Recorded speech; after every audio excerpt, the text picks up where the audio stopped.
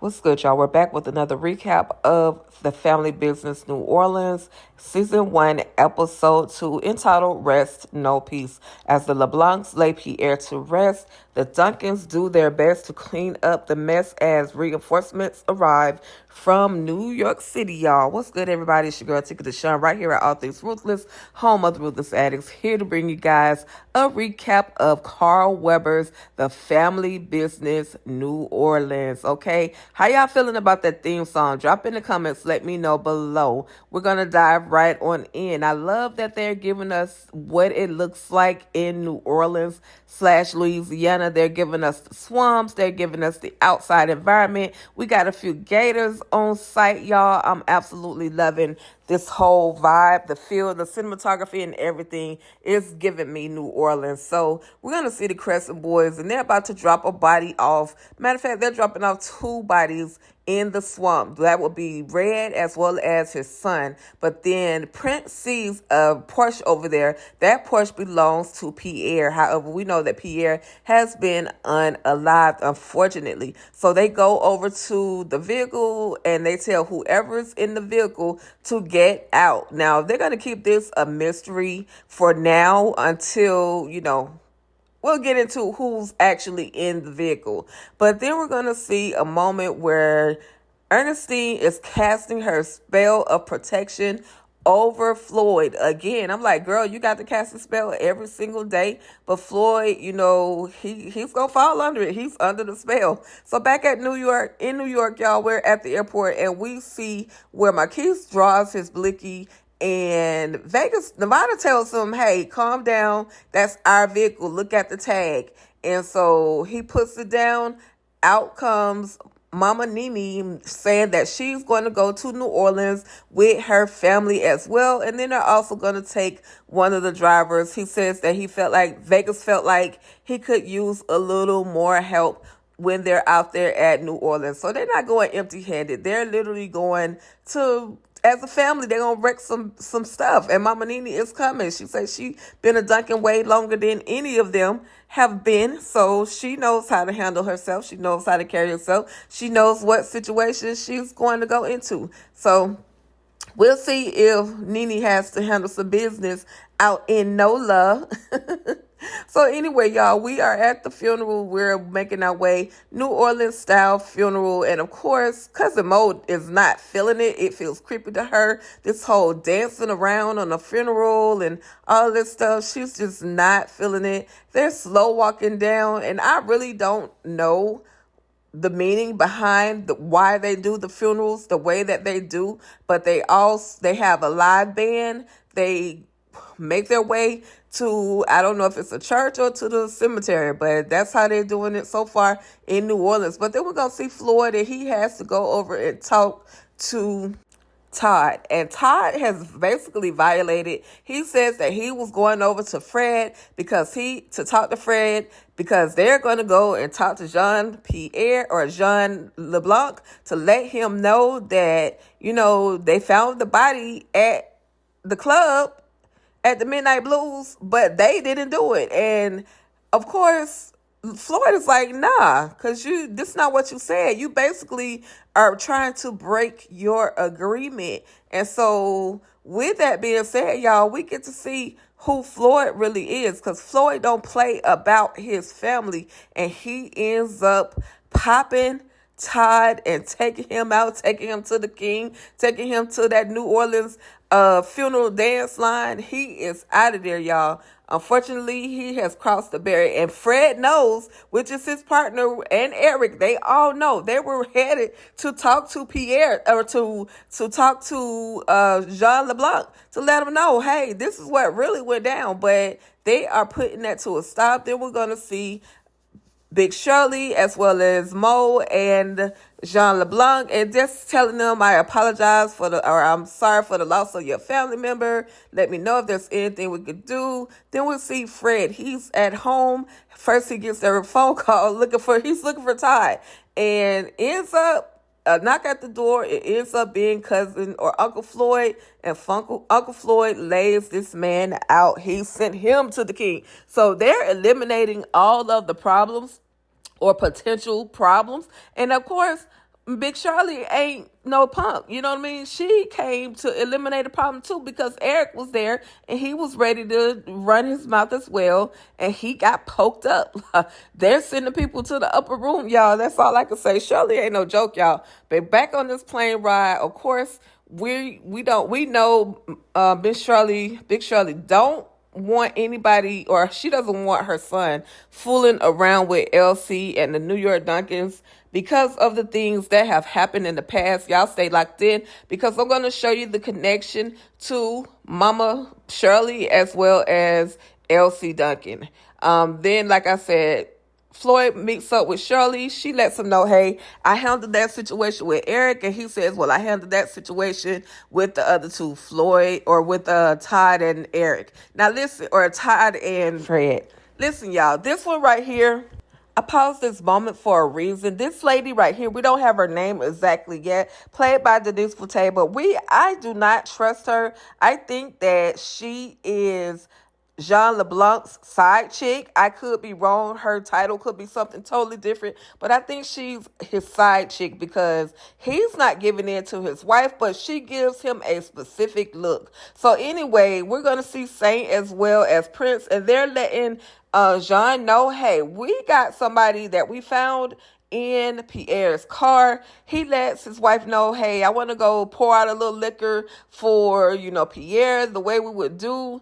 And this is his way to get away from his wife for a little while. But this is because they've got somebody who was in Pierre's car. They got him hemmed up somewhere, y'all. So this is his reasoning and his way of getting away. Now we're going to see all of the Crescent Boys, and they all need hugs. Like this one right here, he with this flower purplish colored shirt, jacket, whatever he got on, he need a whole hug for real because whoever it is under that hood is talking mad trash, and he told about his mama, but he ends up popping them, y'all. But then we're going to see that dead body of Eric, and of course, Sheriff Clay is there. Listen, I just want to say, why they bring the sheriff or the mayor from the original Family Business over here? Why they bringing Mayor Ron over here? Like, what's the connection? How did he get from New York all the way to New Orleans? I'm just asking. Anybody know? Drop in the comments.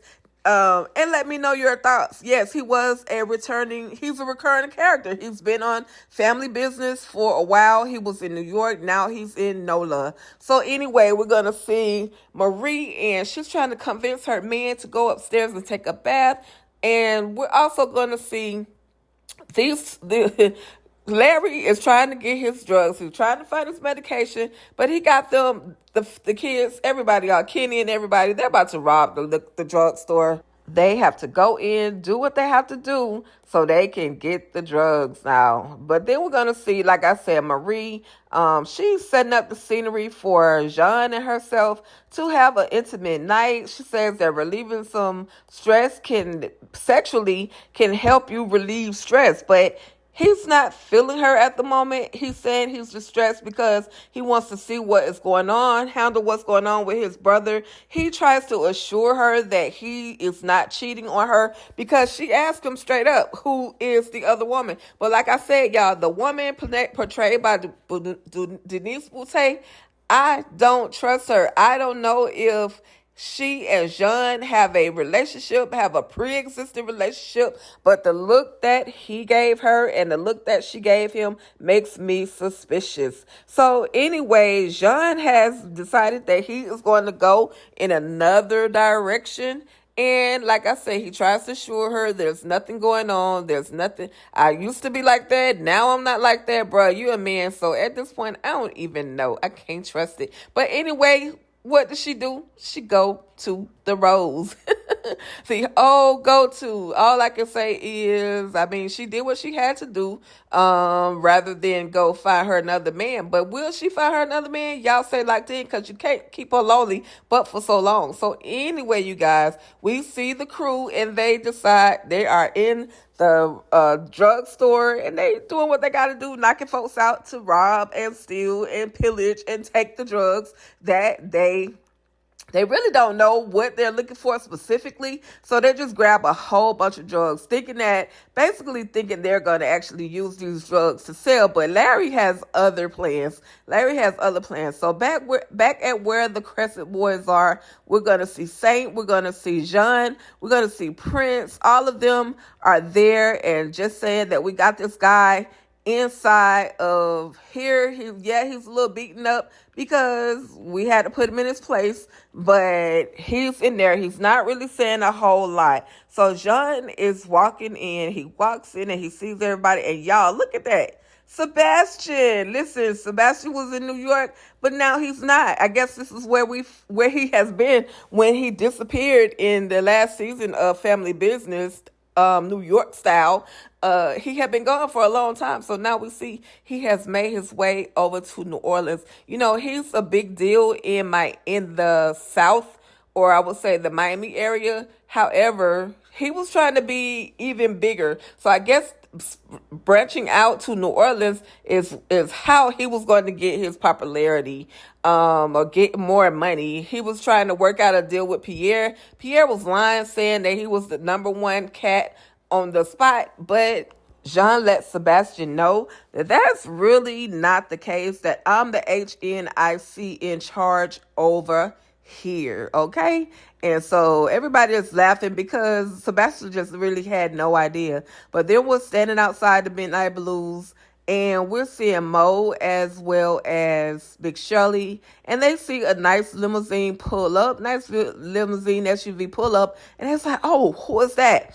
Ends up Marquise gets out of that vehicle, and then she sees her sister-in-law, Nene. And of course, they're saying some little catty things, but she was like, y'all can come on inside and eat the buffet. And she was like, and Nene's like, oh, my family don't eat the buffet. Now I could go to the house and I could cook, and it won't take very long. And Curtis is like, no, it's okay. It's okay. We'll eat the buffet. It's not a problem.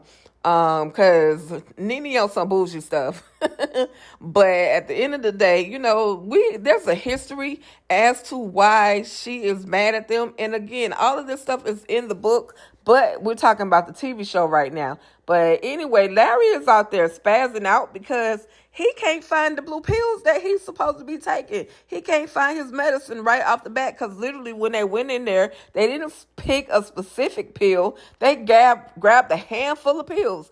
And Larry first he spazzed out, but then he finds the pills that he's looking for. He says, because my Nene won't take me if I'm not taking my pills. She won't let me come back if I'm not taking my pills. So now I can take my pills and it's going to be all good. And he was happy. So then we see this big bag, and we're seeing Saint sampling what's in the bag. And well, come to find out, y'all, Sebastian had made an agreement with Pierre, that he would sell him 5 bricks for about $15K. However, Jean makes an agreement, says, I'll pay $13.5 for each one of those bricks that you have, and I will order 35 more. And Sebastian says, okay, we can't agree if I'm tied up. So, so run me my money and untie me. And so that, now Sebastian is in the deal, or in the business with Jean. So then we got Nene, or I'm sorry, y'all, we got Big Shirley, and she slaps Marquis for going over to New York. She's like, I told you not to go over to New York, or I told you don't call LC. I don't want LC involved in my situation. I don't want to fool with them. You know what they did? They caused me to lose my son, or LC was responsible for the loss of my son Trent.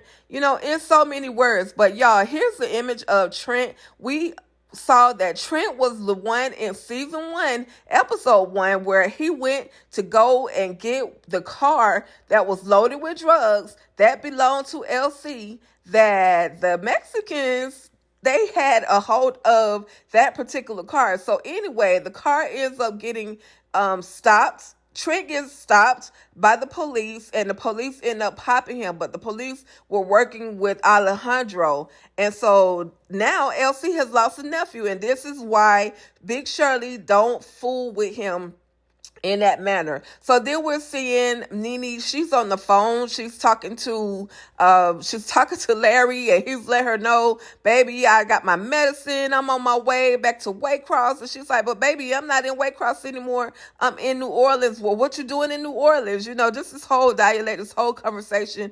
And she's like, okay, well, as soon as I am done, I'll be on my way back to Waycross. But he's actually on his way to New Orleans, because why is she in New Orleans? It just don't sit right with him. So anyway, we got Skunk, and Skunk is just up to no good. Skunk is trying to talk to Big Shirley, but Big Shirley is like, just talk to Floyd. He'll help you with whatever it is. If it's business talk, he will figure it out. But Big Floyd is getting shot down, or Skunk is getting shot down by Floyd, and Floyd is like, I'm not giving you any money. There's nothing we can really talk about. I don't even know why my sister deals with you. And he says it's a life and death situation. But then he says, I'm trying to take the 50,000 so I don't have to go over to Jean LeBlanc and let him know that the body of his brother Pierre was found at your casino. And y'all, that was the end of the episode.